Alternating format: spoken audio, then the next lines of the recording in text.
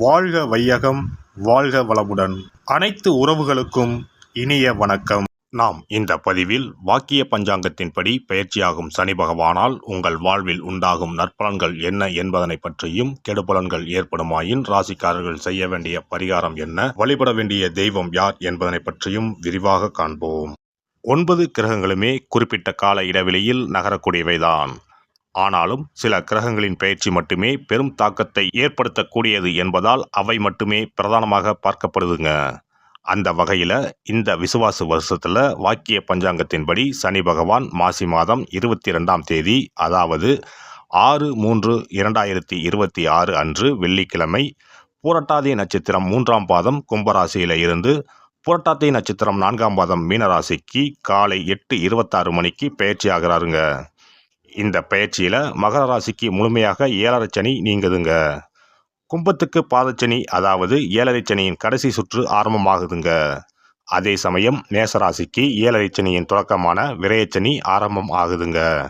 இந்த சமயத்தில் தனுசுக்கு அஷ்டாஷ்டமம், சிம்மத்துக்கு அஷ்டமம், மீனத்துக்கு 7.5 சனியில் ஜென்மசனி காலகட்டம் தொடங்குதுங்க. இந்த சமயத்தில் கடகத்துக்கு 9ஆம் இடத்துல பாக்கிய சனியாகவும், துலாம் ராசிக்கு 6ஆம் இடத்துல ருண ரோக சத்துருஸ்தானத்தில் வரக்கூடிய அமைப்பும் ஏற்படுதுங்க. அவருடைய 3, 7, 10ஆம் பார்வைகள் முறையே ரிஷபம், கன்னி, தனுசு ராசிகளில் பதியுதுங்க. இப்போது சனி பகவான் செல்லும் மீனராசி அவருடைய நட்பு வீடுங்க. அதோட அடுத்து வரக்கூடிய குரு பெயர்ச்சிக்கு பிறகு குரு பகவானின் 9ஆம் பார்வை மீனத்துல பதிய இருக்குங்க. இத்தகைய கிரக அமைப்புகள் மற்றும் சனி பகவான் மீனத்துல இருக்கக்கூடிய காலகட்டத்தில் ஏற்படக்கூடிய பிற கிரக பெயர்ச்சிகள் இப்படி எல்லாவற்றையும் கணக்கில் கொண்டே இந்த பலன்கள் தரப்பட்டிருக்கு. எந்த சமயத்திலும் நிதானம் தவறாமல் இருப்பது, நேர்மை, நியாயத்தை கடைபிடிப்பது, பெற்றோர் பெரியோரை மதிப்பது, இயற்கையை பேணி காப்பது, அவரவர் குல முறைப்படியான தெய்வ வழிபாடுகளை செய்வது, இதெல்லாம் எல்லோருக்குமே பொதுவான பரிகாரங்கள் ஆகும். உழைப்பு, நேர்மை, உடற்பயிற்சி, நல்ல எண்ணம், பக்தி மார்க்கம், இப்படி இருக்கிறவங்க யாரா இருந்தாலும் அவங்களுக்கு சனி பகவான் எப்போதும் நல்லதையே செய்வாருங்க. நடைபெறும் இந்த சனி பெயர்ச்சியில் உங்கள் வாழ்வில் வளமும் நலமும் செல்வ செழிப்பும் பெற்று வாழ்வில் உயரிய நிலையை அடைய எல்லாம் வல்ல எம்பெருமானை வேண்டி விரும்பி கேட்டுக்கொள்கிறேன். மீனராசி அன்பர்களே, சனி பகவான் உங்கள் ராசிக்கு 11ஆம் இடத்திற்கும் 12ஆம் இடத்திற்கும் உரியவர். அவர் இப்போதைய பெயர்ச்சியில் 12ஆம் இடத்தில் இருந்து உங்கள் ஜென்ம ராசியான மீனத்திற்கே வருகிறார். இது 7.5 சனியில் ஜென்மசனி காலகட்டம். இதனால் உங்களுக்கு சங்கடங்கள் மட்டுமே வரும்னு நினைக்க வேண்டாம். பொறுமையும் பொறுப்புணர்வும் இருந்தால் சனியால பாதிப்புகள் எதுவும் வராது. அலுவலகத்தில் உங்கள் திறமை உணரப்படும். அதே சமயம் தான் உண்டு தன் வேலை உண்டு என்று இருக்கிறதுனால எல்லாம் நன்மையாக நடக்கும். எல்லாம் தெரியும்னு நினைக்கிறது கூடவே கூடாதுங்க. எதையும் ஒரு முறைக்கு இருமுறை யோசித்தும் திட்டமிட்டும் செய்தீங்கன்னா உங்கள் உயர்வுக்கு உத்தரவாதம் கிடைக்கும். மறந்தும் பிறரை மட்டம் தட்டி பேச வேண்டாம். வீட்டில் ஒற்றுமை இடம் பிடிக்கும். விட்டு கொடுத்து போனால் விசேஷங்கள் வர ஆரம்பிக்கும். வாழ்க்கை துணையாலும் வாரிசுகளாலும் வசந்தம் போக்கும். வாரிசுகள் வாழ்க்கையில் எதிர்பார்த்த பெருமைகள் கிட்டும். அதே சமயம் அவங்க நட்புல தவறான சகவாசம் தெரிஞ்சா அன்பால திருத்துங்க. வீடு மனை யோகம் வந்தால் பத்திரங்களை முழுமையாக படித்து பாருங்கள். செய்யும் தொழிலில் சீரான வளர்ச்சி ஏற்படும். பங்கு வர்த்தகத்தில் நிதானம் ரொம்பவே முக்கியம். அரசியல் துறையினர் வேண்டாத அலட்டலை உதறினாலே வேண்டியதெல்லாம் தானாக தேடி வரும். உழைப்பிற்கும் திட்டமிடலுக்கும் பரிசாக படிப்படியாக ஏற்றமும் மாற்றமும் ஏற்படும். பெண்கள் தன்னம்பிக்கையோடு செயல்பட்டால் கஷ்டங்கள் விலகி இஷ்டங்கள் ஈடேறும். குடும்பத்து உறவுகளின் ஆலோசனைகளை அலட்சியப்படுத்தாமல் கேட்கிறது நல்லது. சுபகாரியங்கள் தடை நீங்க மனம் விட்டு பேசுங்கள். வாரிசுகள் உடல்நலத்தில் கவனம் செலுத்துங்கள். கலை படைப்பு துறையினருக்கு சீரான வளர்ச்சி ஏற்படும். சின்ன சின்ன வாய்ப்பாக இருந்தாலும் சின்சியராக செயல்பட்டால் உங்கள் முயற்சிகள் எல்லாம் பாராட்டப்படும். முழுமையான கவனம் இருந்தால் மாணவர்கள் மதிப்பும் உயர்ந்து தலை நிமிர்ந்து நடக்கலாம். வெளியூரில் தங்கி படித்தாலும் உரிய வரைமுறைகளை மீறாமல் இருக்கிறது நல்லது. இரவு நேர பயணத்தை கேளிக்கையாகவோ ஆடம்பரத்திற்காகவோ மேற்கொள்ள வேண்டாம். உடல் நலம் சீராக இருக்கணும்னா உணவு பழக்கத்தில் கட்டுப்பாடு அவசியம். அடிவயிறு, உணவு குழாய், குடல் உபாதைகள், கழிவு உறுப்பு உபாதைகள் வரலாம். இந்த சனி பெயர்ச்சி காலகட்டத்தில் ஒருமுறை நாமக்கல் சென்று அனுமனை ஆராதியுங்கள். வியாழக்கிழமைகளில் தட்சிணாமூர்த்தியை ஆராதியுங்கள். உங்கள் வாழ்க்கை வெளிச்சமாகும். சிறப்பு தொகுப்பு: சனி பெயர்ச்சியால் ஏற்படும் பாதிப்புகளை சரி செய்யும் சக்தி மிக்க 10 பரிகாரங்கள். சனி பகவானுக்கு உரிய சனிக்கிழமைகளில் விரதம் இருந்து அவரை வழிபடுவது மகத்தான பரிகாரமாகும். இந்த விரதத்தில் மதியம் ஒருவேளை மட்டும் உணவு உட்கொள்ள வேண்டும். இயலாதவர்கள் பழம் மற்றும் எளிய உணவுகளை ஏற்கலாம். சனிக்கிழமை அன்று காலையும் மாலையும் குளித்து சனி பகவானை தொழ வேண்டும்.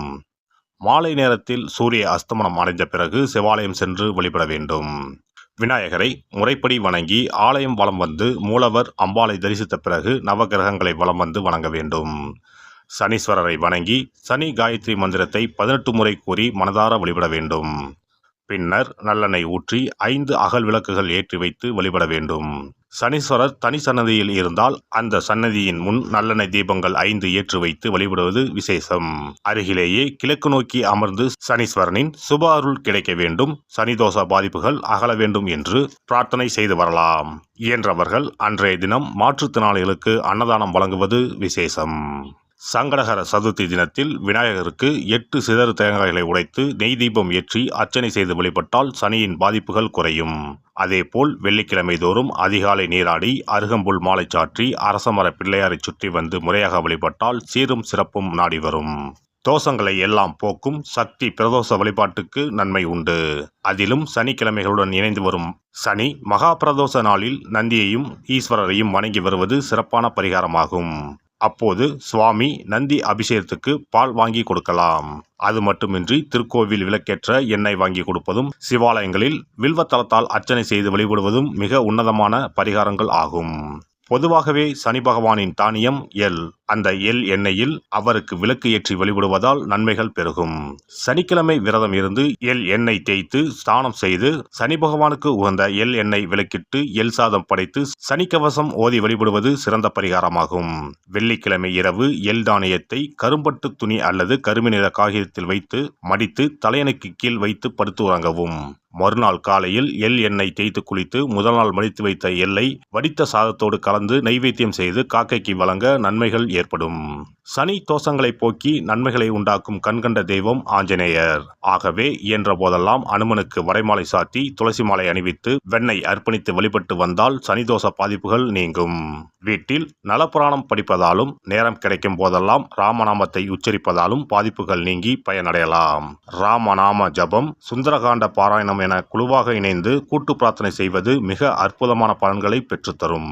சனிக்கிழமைகளில் சனி பகவானின் அதிபதியான மகாவிஷ்ணுவை வணங்கி விஷ்ணு சகசரநாமம் அல்லது அனுமன் சாலிசா பாராயணம் செய்தால் எண்ணற்ற நன்மைகளை பெறலாம். நல்லெண்ணெய், உளுந்து, இரும்பு சட்டி ஆகியவற்றை ஏழை எளியோருக்கு தானம் செய்யலாம். அதேபோல் சனி ஆதிக்கம் செலுத்தும் பூசம், அனுசம், உத்திரட்டாதி ஆகிய நட்சத்திர நாட்களில் அன்னதானம் செய்வது சிறப்பு.